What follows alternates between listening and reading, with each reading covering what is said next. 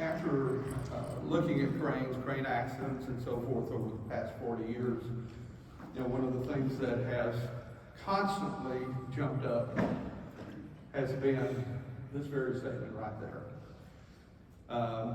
It doesn't matter what is going on, it seems that is the first rule of thumb that you go to, operator error. Now the issue becomes when you look at all of the standards and what is required of operators, it tells a whole different story.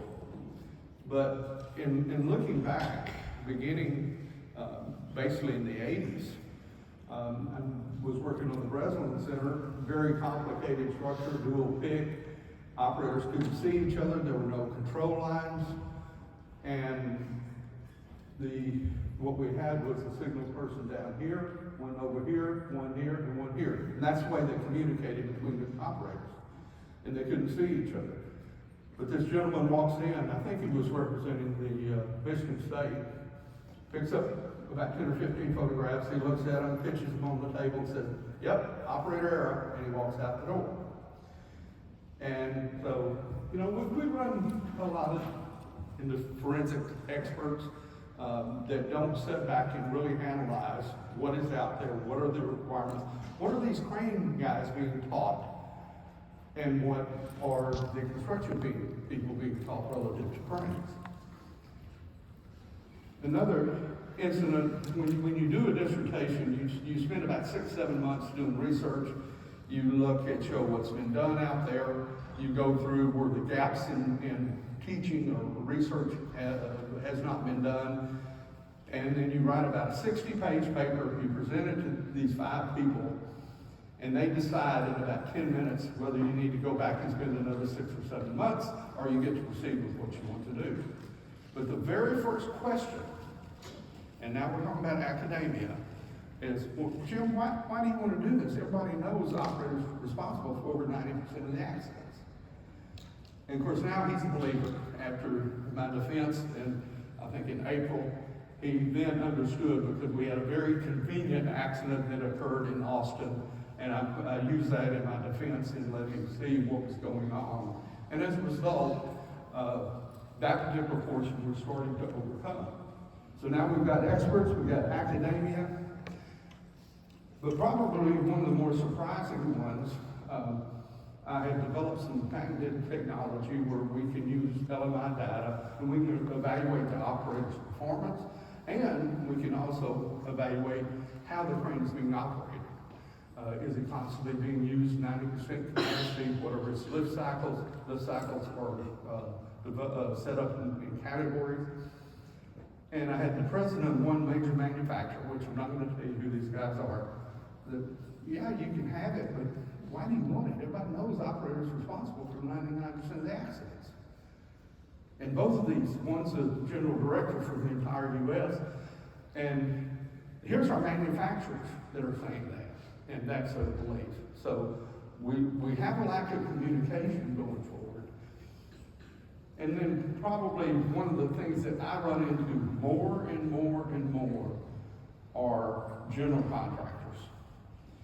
And I don't know if it's the OSHA standards free, so they can gather them in to get OSHA certified, all this. Well, the ASME or the crane standards I got to pay for. $3,000, I don't want to spend the time. But there's no correlation there. And here, this is the top 100 company this past year, and I'm going to go in and talk to the safety person. They performed the incident report, and the conclusion was the operator is responsible for all this, period. Well, wait a minute, there are a lot of things involved, there are a lot of people involved that the operator cannot cover every single one of those. And so let's step back and let's look at those responsible parties. And in reality, it began with Don Dickey in the early 70s, where he specifically started saying, look, there's more than one person involved, there's more than two, there's 5, 6, or sometimes in larger wells, 10, 15, 20 people that have to have input to come up with a plan to do that research. I mean, to end up with responsibility. And then in the 80s, I attended one of his seminars, and I guess that's what kind of really kicked me off into this industry, to see exactly how much common sense it made that this was basically a fallacy or an old wives' tale. It's the easiest thing to do. He's the guy with the hand on the levers, therefore he's responsible. But in reality, during my research, I dug up back to the 60s. Well, this is really in 1958, I think. All of these separations and responsibilities are in the Ironworkers Manual. It's been that way for years, and wouldn't surprise me if it's even before that. And so that is, in talking to Don, who's a very good friend, yes, that's where it started, that's where he got that information, and that's the way he started getting that information out to educate people as to what is involved in lifts. And it really wasn't until 1989 in San Francisco, a tower crane collapsed.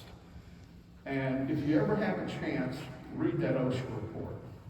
It will scare the blue Jesus out of you, because not a single person other than the operator and somebody down on the ground knew what they were doing. They were interviewing a lot of the workers, and I don't know, they just don't even stand here. So there's no direction, there's no understanding of what they're supposed to do, therefore no responsibilities, therefore they ran into a problem and nobody knew how to realize it was a problem, and they had to collapse.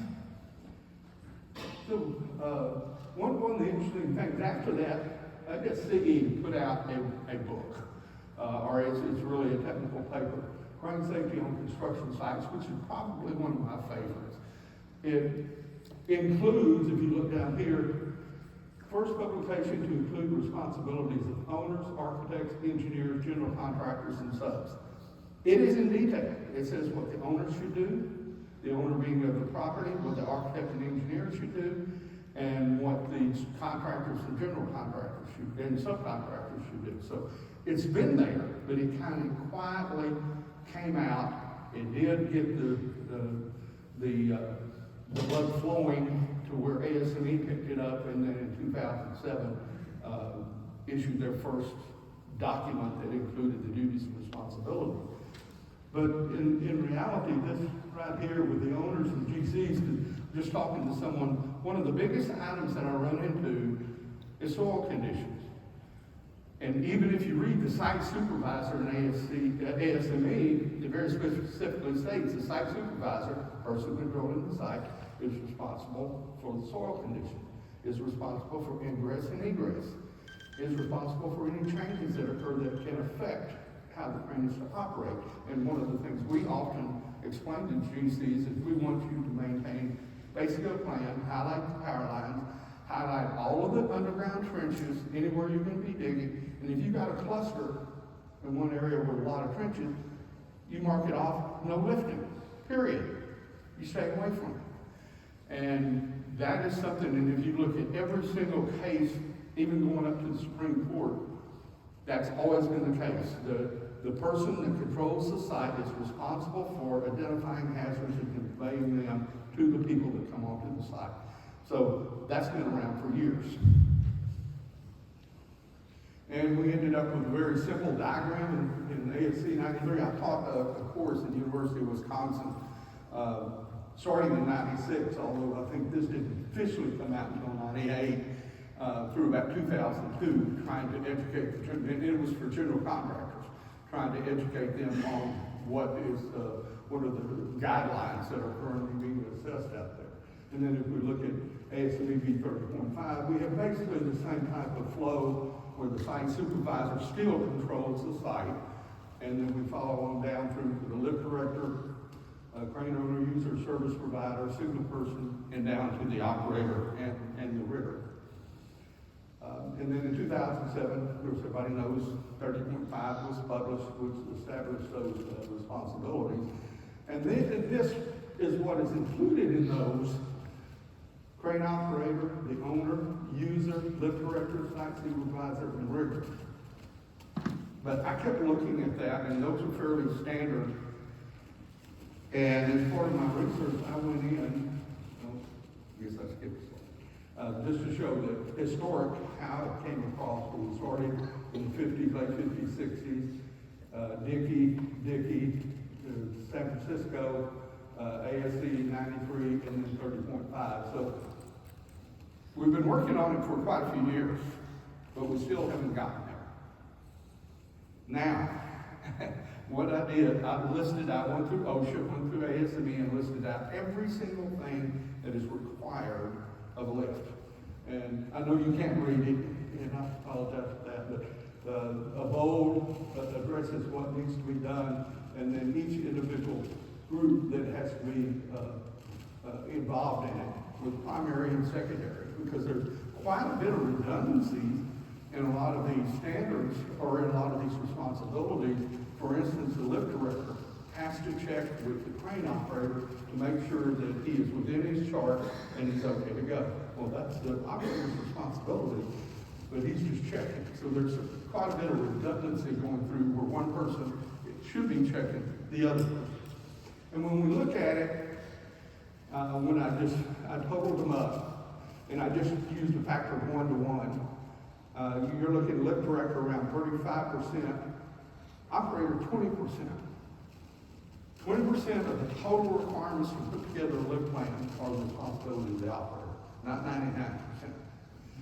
When I gave a weighted average, if your primary is 2 and secondary is 1, then you look at 17% of the responsibilities laid out in the standards are the responsibility of the operator, not 99%. And you start to see how many people are involved and what all occurs to get to the point that you pull the lever. So this was, to me, was very telling. And then I did another thing. I went ahead and looked at weighted responsibilities, and then the study results. This involves, at this time, 701 crane accidents. Every single one of them establishes a responsible party of a particular lift or accident, and then we lay out the responsibilities. So, operator with 16.6. As of 2018, operators were responsible for 23.8% of the accidents that we've looked at. And once again, quite a bit of difference from 99%. But of course, you're the one that's controlling it. You're the one that is relying heavily on everyone else to do their job. And so it becomes a very critical operation. And so if I go back and let's look at where do we stand now? Where are the responsibilities according to the standard? I've done 1,275 crane accidents. That's over a 40-year period. Still, 701 have been completed because I'm too lazy to add the others in, because it takes about an hour, 1 to 4 hours to do one accident. Because you've got 72 individual specific items that I need to be included so that it's a complete analysis. 220 are ready to go. I have done 50 this past year. And once again, as I said, there are 72 individual points that we look at. But one of the things someone asked me before we get to that, how many issues are mechanical? How many are the crane? How many are people? And so I summed it up. And one of the things here, manufacturing of loads, the load and lifting instructions in lugs. This is something that, and as a member of B30, I would like to get approach the committee that too often we get loads that come out that you don't know where the center of gravity is. They have no lugs. It can be in air handling units, AC units that are by far the worst, because they can be 70 foot long and 80% of the loads in one spot on one end. And utility poles. A lot of these octagonal ones that you have to pick up, straighten, and put in place. No lifting instructions. My position would be that, and what I did in the study, because I had so many of them, I set aside one area. I've got about 4 topics I want to bring to the committee. That we need to do something about that. If you're going to manufacture a load, it has to be lifted and has to be placed at an elevated site.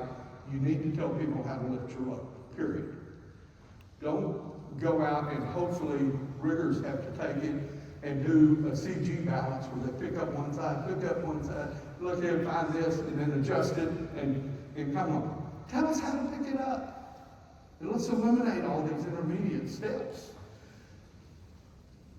But bottom line, 93% of the accidents have some type of human intervention, some type of decision or lack thereof input that ultimately led to an accident.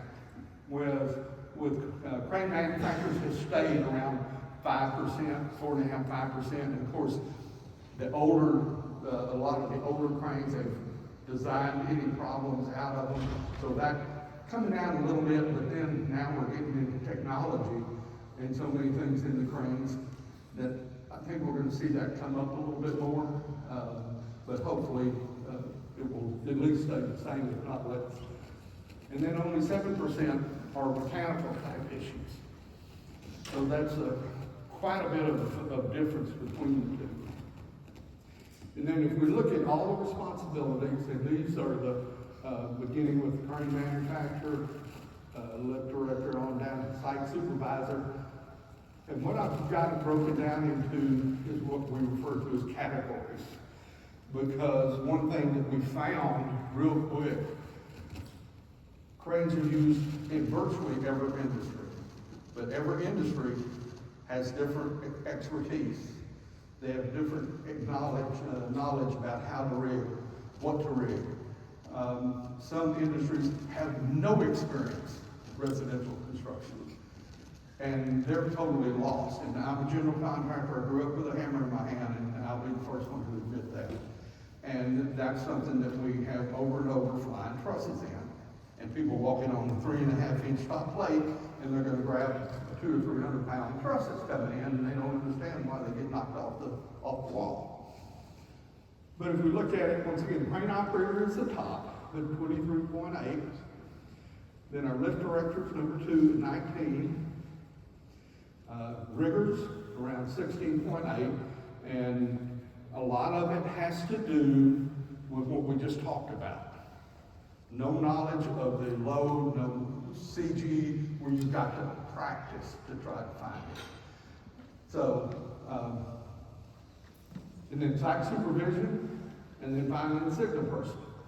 And if I had to pick signal, the one thing on signals is I had more accidents where you're, with tower cranes, where you're lowering your load down into a building, and the signal person lets it go and says, all right, up with it.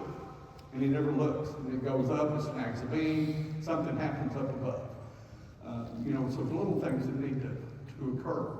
Now, one of the other things that we came up with, or one of my final conclusions, in looking at pre-lift meetings, a simple discussion. And so we tallied them up, we ran some analytics on it. If you don't conduct a pre-lift meeting, you are 335 times more likely to have an accident as compared to if you do. And when I say a pre-lift meeting, I'm talking just getting together, we're getting ready to pick up, we're gonna have boom deflection, nobody over here, and the operator goes, I'm gonna boom up, go this way and this way. So you follow the load, you don't get in front of it. And I know IPI came up with a real good layout where basically you have a cross at the center of the load, and you make sure that people are at these 4 corners, because if you have boom deflection, it's going this way, and if you're going to swing, go this way, so you're going to be beyond the load and behind the load. And then if it's swinging that way, you keep the people on the other side. Simple, just placement and where people need to be. But simple things like that can cause quite a bit of problems. So what did the industry do with this information? Probably the very first thing, specialized carriers and riggers, and NCER and a couple others, develop training and certification process. That's how we need to teach our guys and gals what they're responsible for. They need to don't know what's their job and what's somebody else's job. Ensure that the operators are knowledgeable about other people's duties on the site, and training and certification so that we can test you and make sure you do understand what the standard is saying. And a lot of this is data driven. We look at, we all always say that our data is what happened, not what could happen, what did happen. And so that's why we're looking at those issues real hard, because you can't correct it if you don't know what happened. If we look at how this is the crane operator, the analysis started about 1988 is when I really started inputting.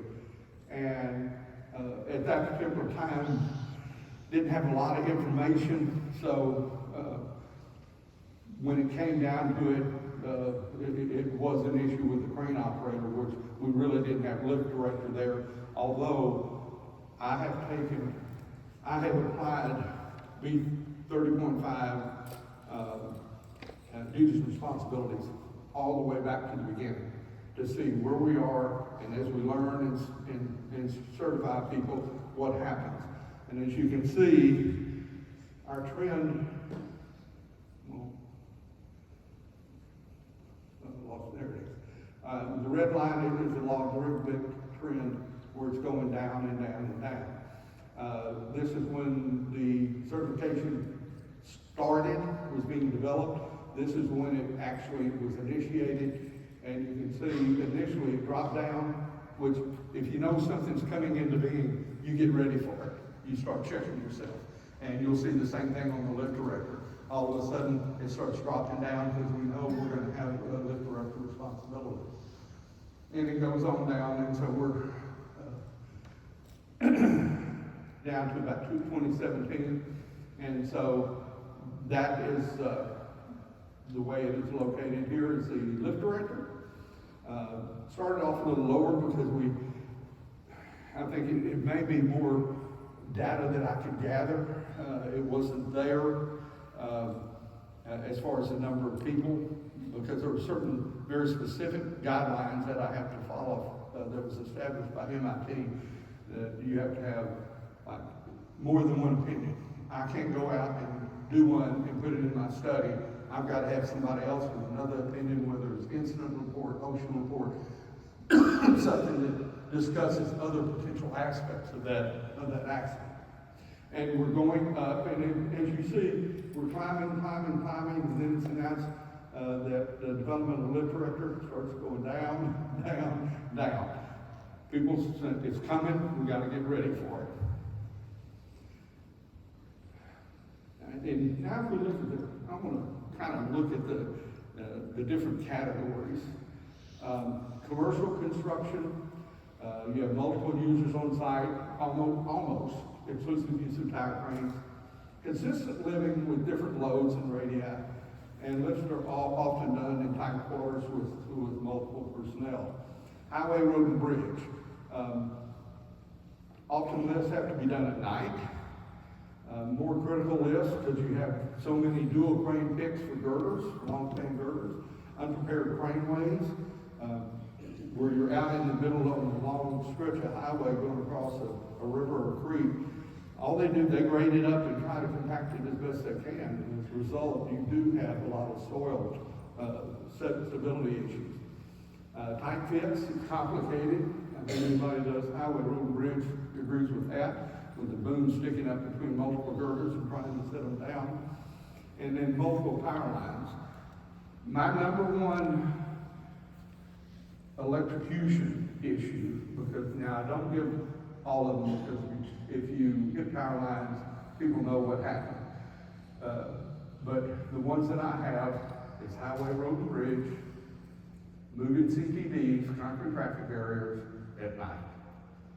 Where you're on rubber, you're backing up, you hit, since you're not outriggers aren't down, you don't get sparks going everywhere initially.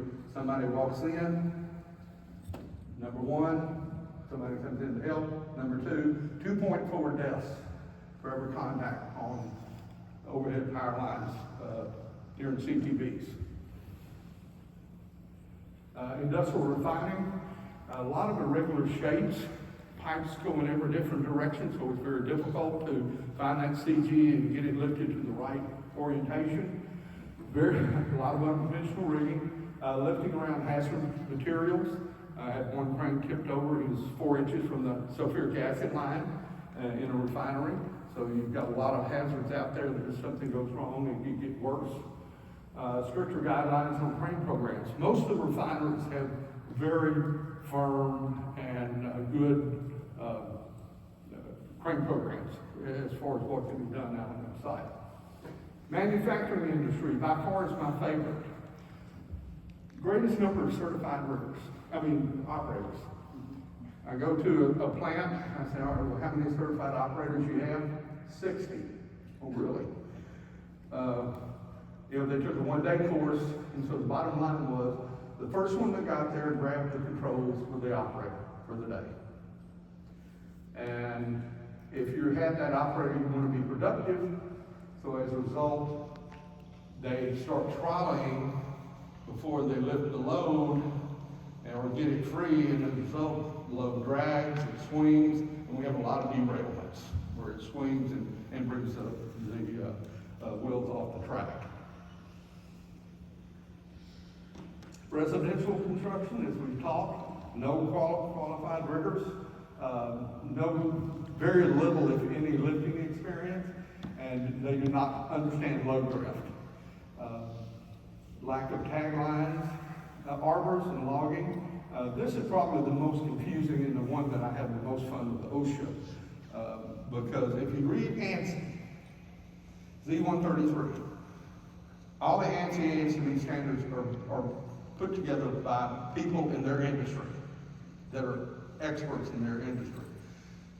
Their recommendation is that all tree guys that have to climb up into the tree are lifted up by their harness by the hook of the crane. Now, and that's the way they do it. And so when OSHA comes in, they start going, okay, you say follow ANSI? Yeah, all right, read this. They say that's their safest way of doing it. But then the problem is, to doing that climbing, you probably got a 22, 3, 4, 5-year-old kid that can climb that high, has to estimate what he's cutting. And he's going to tell the operator what load it is within a couple thousand pounds. And then you got to pick it up, and hopefully it's not more than that, because a lot of times we'll preload to 1,500, 2,000 pounds. And you don't want to shoot it up, but you don't want to all of a sudden come off there and come down. And so you have someone that has no experience really with cranes. All he knows is he wants to get the tree trunk down. Marine industry, multiple blind lifts. They have a general idea of they usually get ranges that you're going to be picking up items from 20,000 to 50,000 pounds. That's their range. And so they'll set up over the rear charts so that they know that they do exceed that. It'll probably be over the rear. If you don't forget to boom up by the time you get to the out rear, over it goes. So it gets pretty dangerous with that particular issue. Lifting off barges. You've got moving, rocking barges, ships. It becomes pretty difficult. Mining, chemical exposures by far. I see a lot of cranes that are basically just eaten alive by various chemicals, things that are lack of maintenance in the middle of nowhere. You use a crane maybe every 6 months or so. It's quite a bit different. Oil field land base. If you look at this crane here, it's a special national crane, and I use that on because it's not their fault. This company bought 9 of them on January. This one was in August. They had 2 left. They bent the boom on everyone. And when I interviewed the operators, who were you trained by? Well, he trained me. Well, what did he tell you? Well, he just told me if you wouldn't pick it up, just push this button. The override button. So that's the training you're ending up with out there. And unfortunately, that counts a lot on the operator errors that we get. Offshore industry, maintenance exposure issues, dynamic loading, trying to sit down a load into a bouncing boat is not a lot of fun, and a lot of times 24-hour-a-day operations. All right, so even today, 2023, why do we still hear operator error? Why do people still come forward and just throw out without even thinking about it or have absolutely no experience? Why is that phrase still being used? And basically failure to communicate. Lack of understanding of the duties and responsibilities by parties outside of the crane owners. And when I say crane owners, crane users, manufacturers, because they have been, in my opinion, diligent in getting in, developing duties and responsibilities, follows ASME, but then you have general contractors, other users. They hire a crane company to give the crane experts. I'm going this way. No. We need to know a lot of information from you so that we can develop a plan to make this work. But that communication has not been there. Failure to educate and train crane users of responsibilities other than the crane operator. And I use collaboration, and you're going to see why here in a second. Back when there had to be something done with safety in construction, there became a collaboration with the owners, architects, engineers, contractors, and subcontractors. They got together. We have to have a safety plan. As an owner, I want a safety plan because for my insurance purposes. And then architects and engineers have to implement it or have to require it in the specification.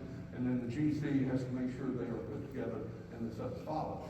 That's collaboration. We don't have that with cranes. There's nothing in any of the standards or any of the guidelines that I've seen that require a crane safety program be in place.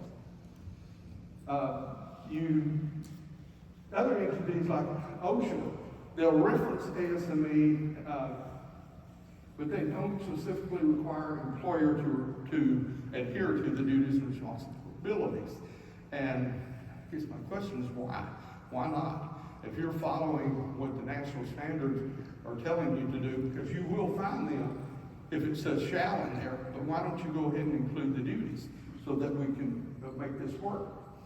26-1400 was a good start, but it hadn't had the immediate impact that we were hoping. And here's what I was referring to, what the construction industry did, is they became a collaborative effort by the owners, and because if you can imagine an owner saying, no, I don't want that in my policy, so if something happened, and they trace it back to the owner, you said you didn't want it in there. So it's something that will work if you bring it forward.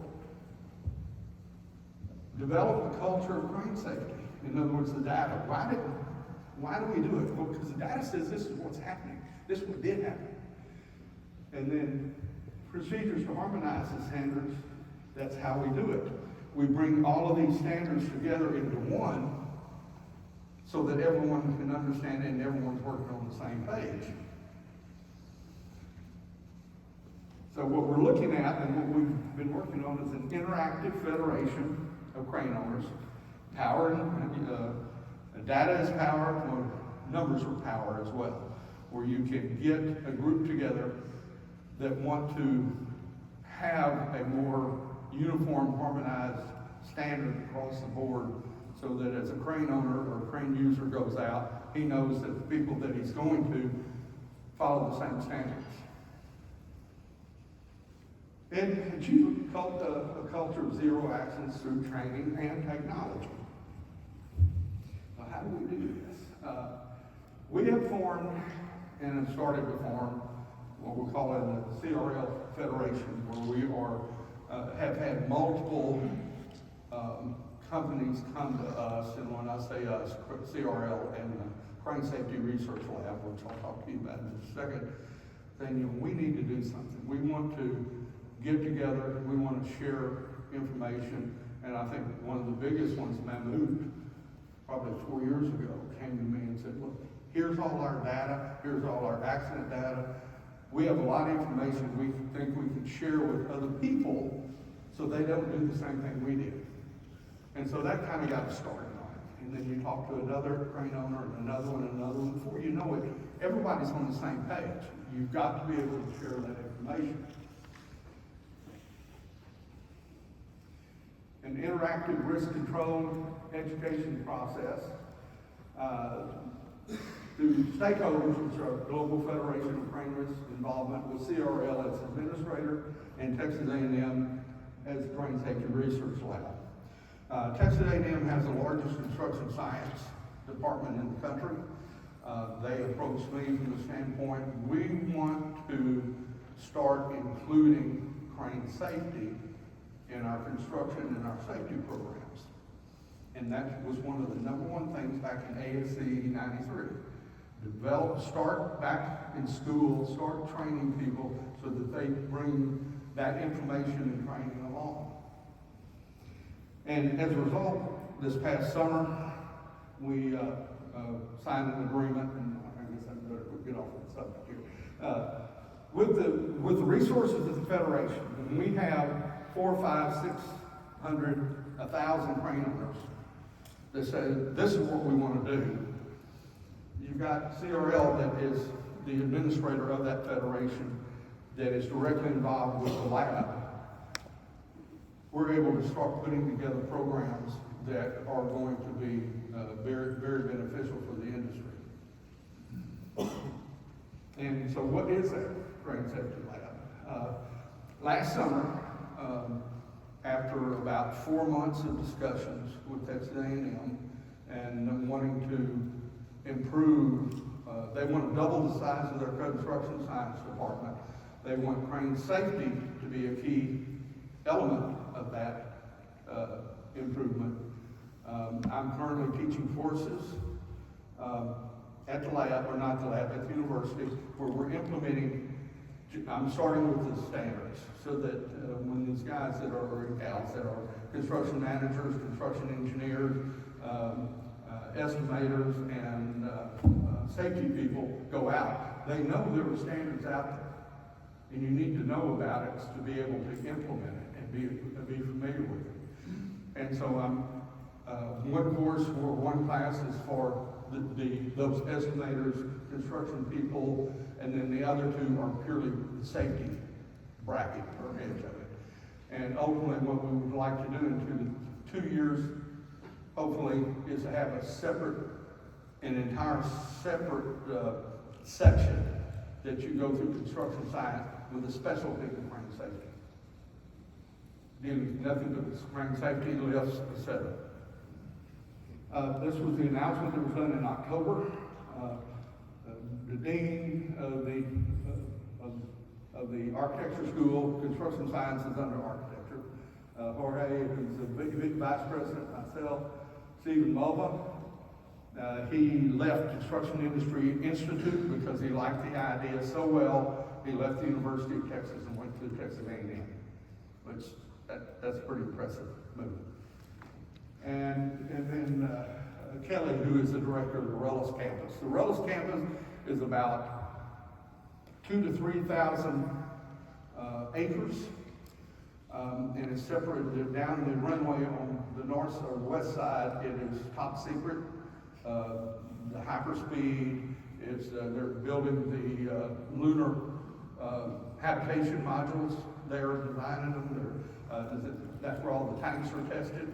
So it's all top secret. You can't cross the runway. On our side, we're going to have about 20 to 30 acres where we'll be joined in with the Construction Science Live Lab. They've already raised a considerable amount of money to get it started. Their goal is $100 million, and we're about a third of the way there. and this is just in January. And so it is a real item.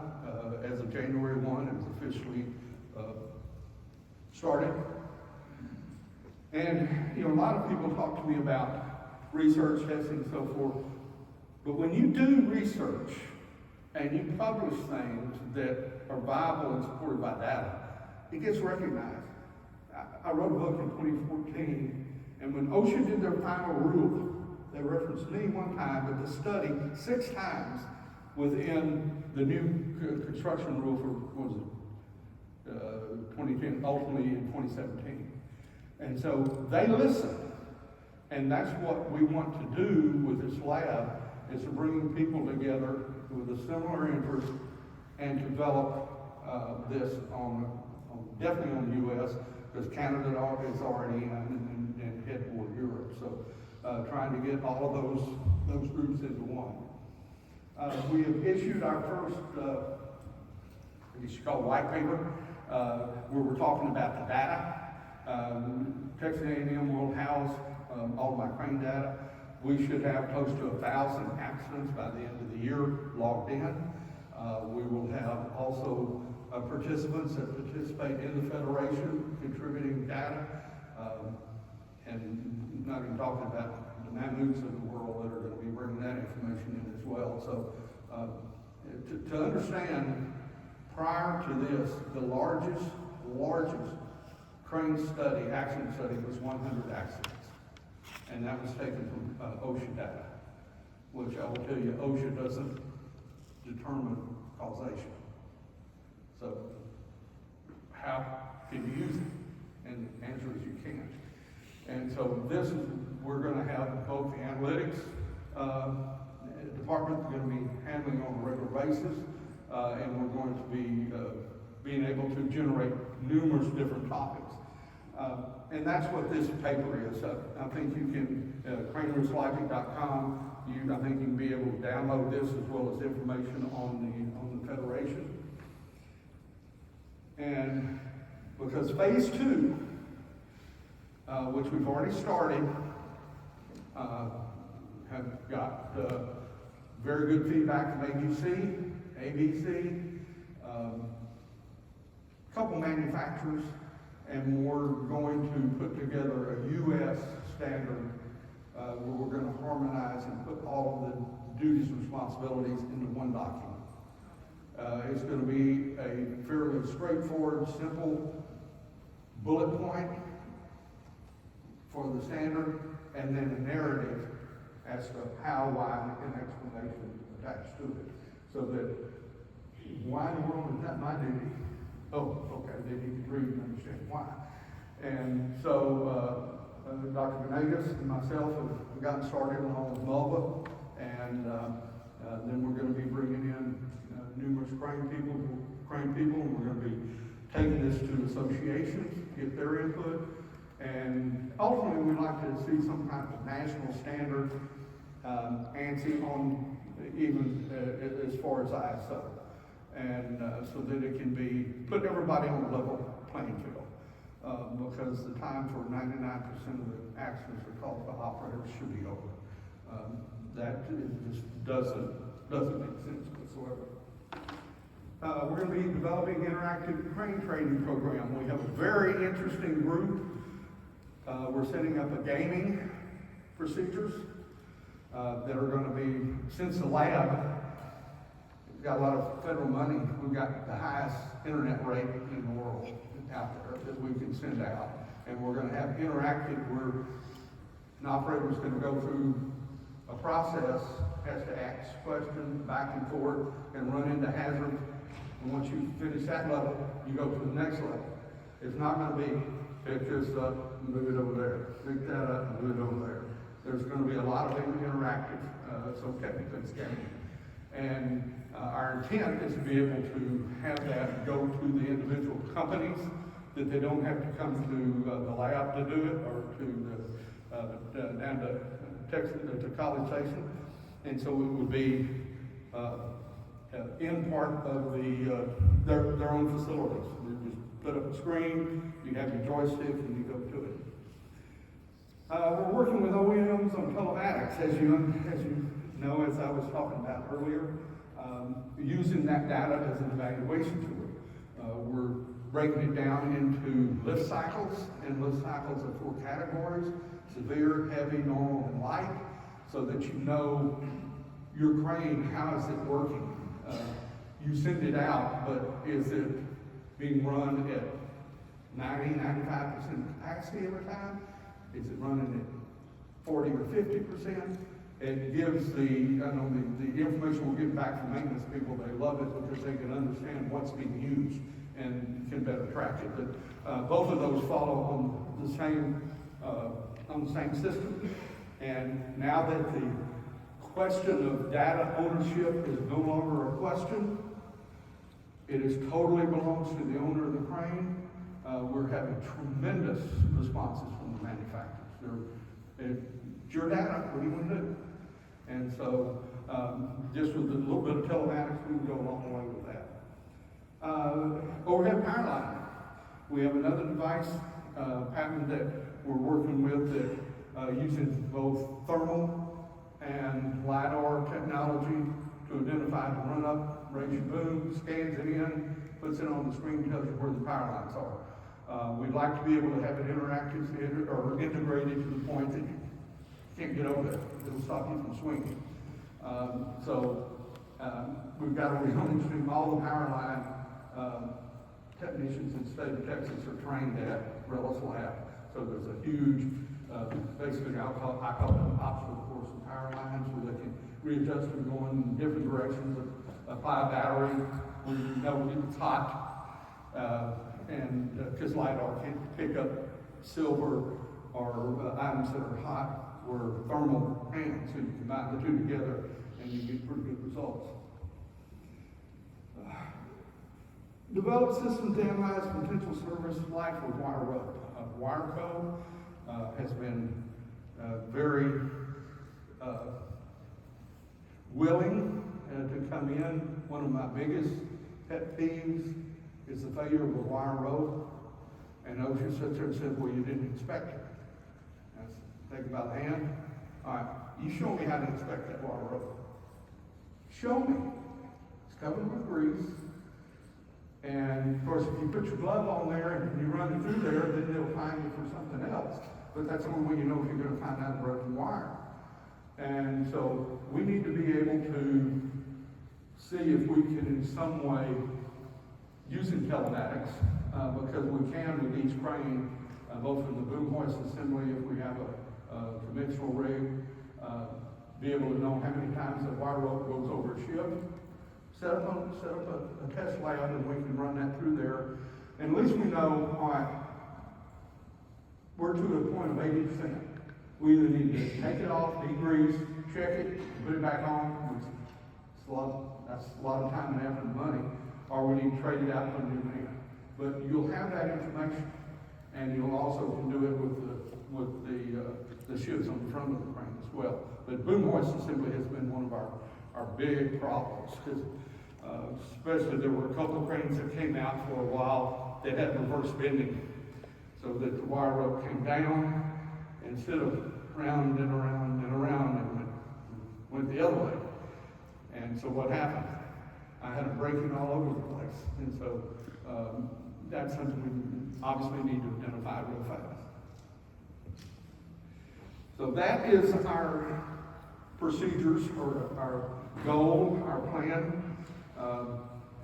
I have established ICC Safety Solutions, which CRL was a kind of an offshoot of that we're also part of. And that which holds the patents. That's the one that has the agreement with A&M. And so our goal is to improve safety. And we can't do that without other entities joining in and saying, we're with you, let's get started. So, any questions?